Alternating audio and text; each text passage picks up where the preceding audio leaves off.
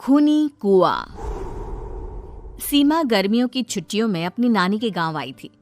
सीमा नानी के घर पहुंचने के बाद अपनी नानी के पैर छूती है और उनसे आशीर्वाद लेती है। तभी उसकी नानी उससे कहती है, इतनी बड़ी हो गई मेरी सीमा, चल जल्दी से हाथ मुंह धो ले, मैं तेरे लिए खाना लगा देती हूँ। भूख लगी होगी ना?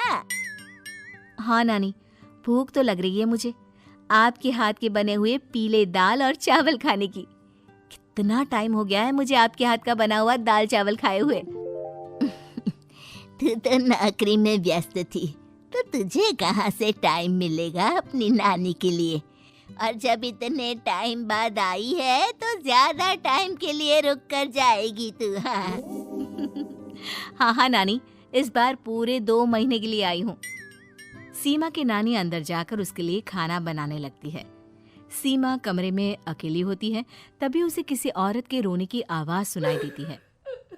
वो कभी खिड़की से बाहर झांकती है तो कभी दरवाजे से बाहर झांकती है। उसे समझ में नहीं आ रहा होता है कि आखिर रो कौन रहा है। तभी नानी खाना लेकर आ जाती है। वो अपनी नानी से कहती है, नानी, कोई औरत रो रही है क्या? मैं जब से यहाँ आई हूँ तब से मुझे यहाँ किसी औरत की रोने की आवाज आ रही है।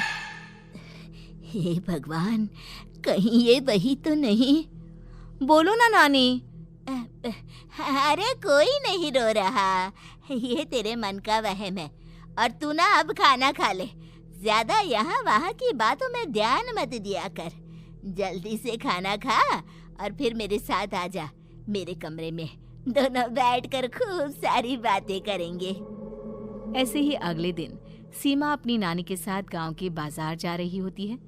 उसी रास्ते में फिर से किसी औरत के रोने की आवाज आती है। वो अपनी नानी से कहती है, अरे नानी, क्या सच में तुम्हें अभी भी किसी औरत की रोने की आवाज नहीं सुनाई दे रही? मुझे किसी औरत की बहुत बुरी तरीके से रोने और चीखने की आवाजें आ रही है। मैं बहुत परेशान हूँ नानी, आखिर ये कौन है?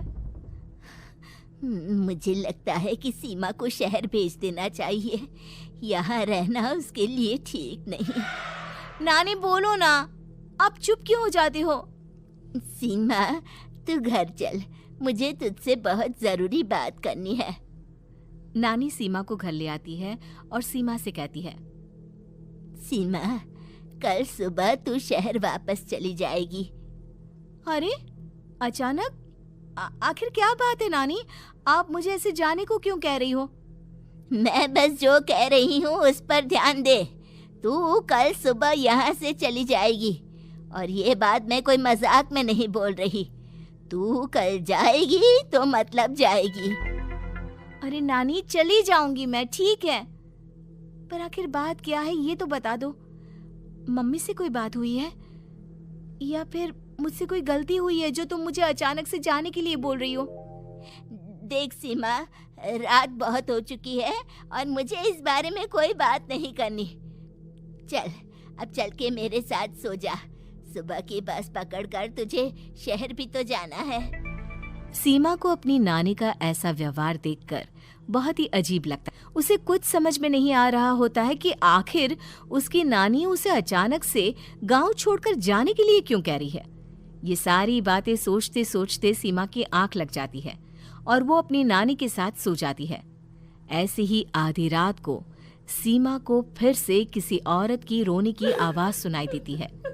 वो उस औरत की आवाज सुनकर बार बार करवटें बदल रही होती है और तभी उसे सपने में भी एक अजीब सी औरत की परछाई दिखाई देती है, जो इतना चीख चीख कर रो रही होती है कि सीमा डरकर उठ जाती है।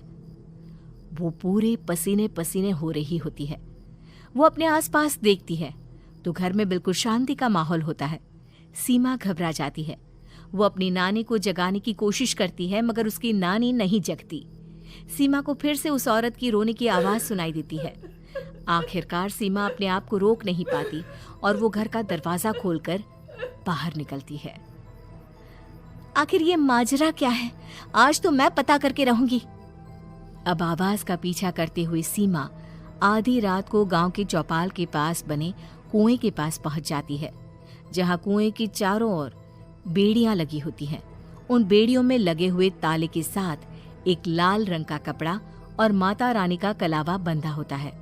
उस कुएं में से सीमा को किसी के रोने की आवाज आती है। सीमा परेशान हो जाती है। इस कुएं में कौन है?